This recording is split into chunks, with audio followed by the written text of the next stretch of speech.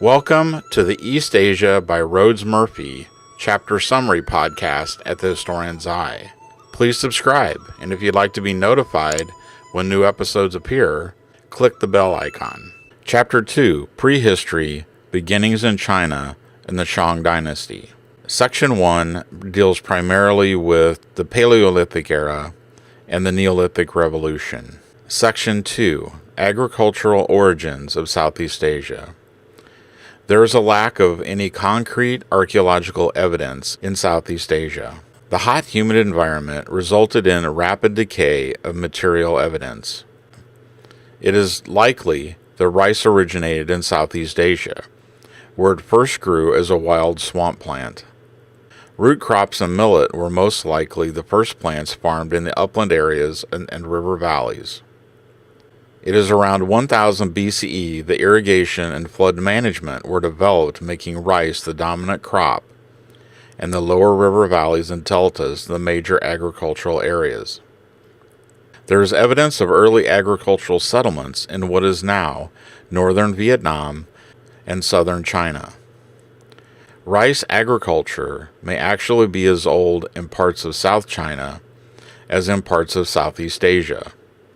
With these early agricultural settlements comes the first evidence of domesticated animals, including pigs, chickens, and later buffalo. These societies were most likely matriarchal, women providing the majority of farm labor and development, while men hunted and gathered. This most likely changed when warfare became common, although most of Southeast Asia remains matriarchal. Peoples and early kingdoms of Southeast Asia. The majority of modern people in Southeast Asia originally came from what is today China, perhaps Tibet, with minor and later additions from India. Migrations most likely occurred during the Neolithic period, and people most likely interbred with earlier inhabitants. There may also have been earlier migrations from Southeast Asia northward into South China, which is in many ways more culturally and environmentally similar to Southeast Asia than it is to North China. South and North China were not united as a state until 221 CE.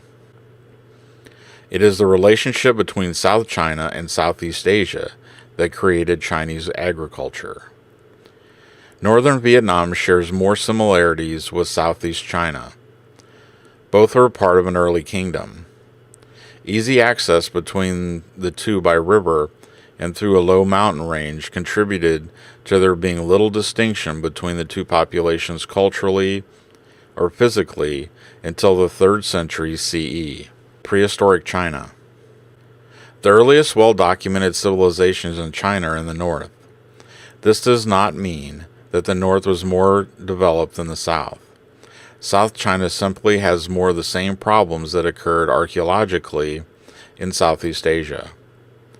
The climate does not allow for the preservation of materials, nor has the area been as heavily investigated. While the climate in North China is colder and drier than in the south, it has highly fertile loess soil and clear land. Cultures in North China were most likely producing pottery as early as or earlier than in Southeast Asia. Pottery remains suggests an agricultural surplus and that they were used for storage. The first and most important crop in North China was millet. This suggests an independent development of agricultural societies in the north that differed from the south, which was influenced by Southeast Asia. Banpo. Banpo was an important site excavated near modern Shan in northern China. It was a thriving village by at least 4000 BCE. Its inhabitants grew millet and domesticated sheep, goats, and pigs. Rice and water buffalo, so important to agricultural development in the south, are absent until about 1500 BCE. Like other early settlements in the north, Banpo was located in the upland away from the floodplain of the Yellow River. Settlements began moving slowly into the river valleys by 2000 BCE, with the development of some forms of irrigation. By 1000 BCE, wheat had replaced millet as the main crop, and the production of barley and rice were adopted as supplemental crops, increasing the number of settlements in the river valley. Wheat and barley were most likely adopted from southwest China, again suggesting a different trajectory from the settlements in the south. Painted pottery cultures. The name Yangshao comes from the location of its discovery in Henan province. Production methods included kiln firing, but did not include wheel throwing. Tools were made from stone or from bones. The pottery was intricately decorated with red and black geometric designs. An early form was practiced at Banpo, and the production of this type of pottery seems to continue in China until 1500 BCE. Longshan, or black pottery. Black pottery was discovered in Shandong province. This pottery was produced using a wheel and was fired in a kiln. The tools for this pottery were also made of stone and bone, and the pottery was also intricately designed. Neither of these pottery types reveals a connection with earlier pottery from Mesopotamia or India. Some scholars suggest that writing began with symbols on pottery around 4000 BCE, and these symbols are the basis of both classical and modern Chinese. A more fully developed writing system emerged in 2500 BCE, perhaps even earlier. It is most likely that despite a lack of pottery production, similar systems of writing began earlier in South China and in northern Vietnam. The origins of China. It is impossible to locate an exact date in which a city-based, literate, metal-using civilization emerged in China. This transition happened over a long period of time in different isolated communities. By about 2000 BCE, the Longshan culture had begun building settlements larger than a typical village.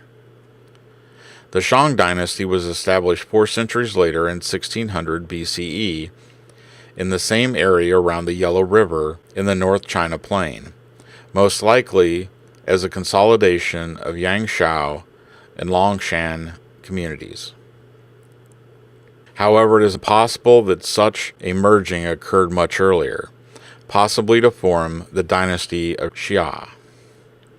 This is confirmed by traditional Chinese texts, but not confirmed by archaeologists. It is important to note that the Shang Dynasty was discounted by historians until the 1920s, when archaeological evidence revealed it to have existed.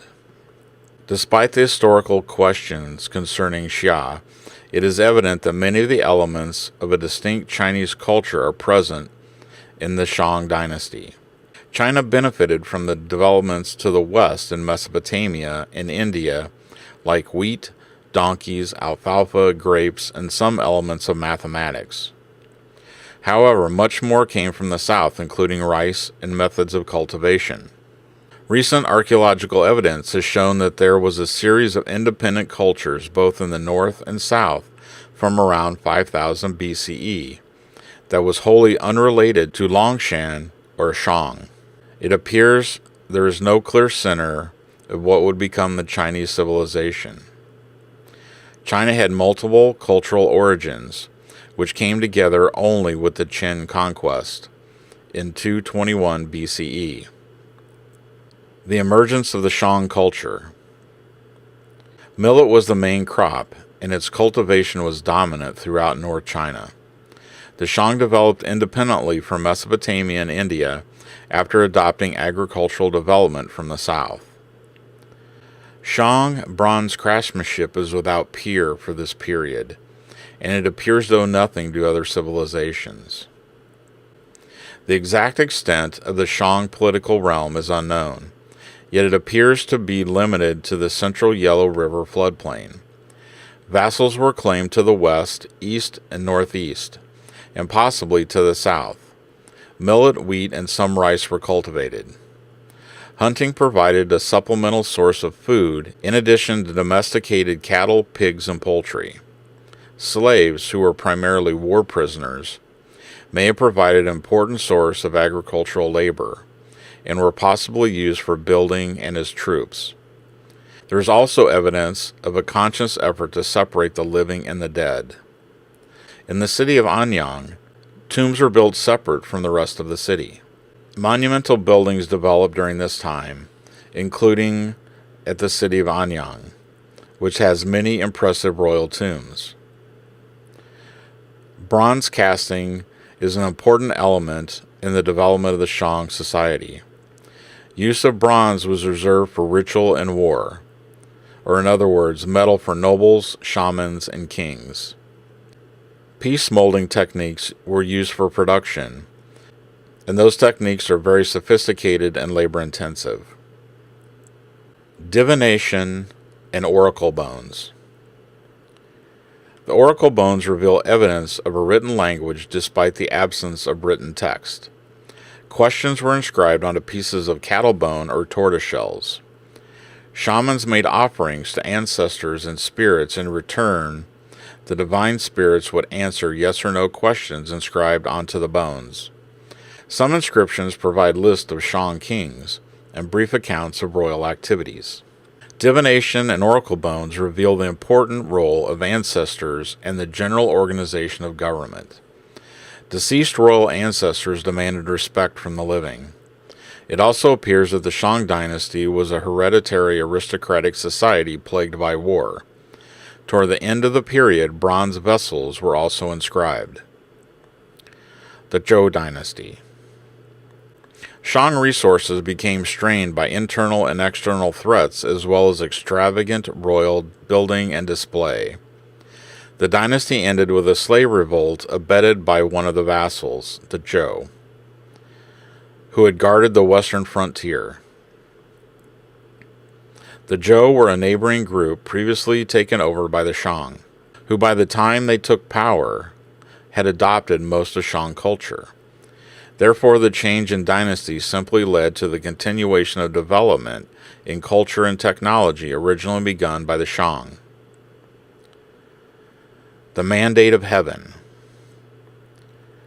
The Zhou had given their own account of the excesses and oppressions of Shang rule, and voiced what has become known as the standard justification for dynastic change in China. Quote, "The iniquity of the Shang is full. Heaven commands me to destroy it," end quote. In other words, the Shang had lost their mandate from heaven to rule by mismanaging the government. In late Shang culture, most tools were of stone or wood.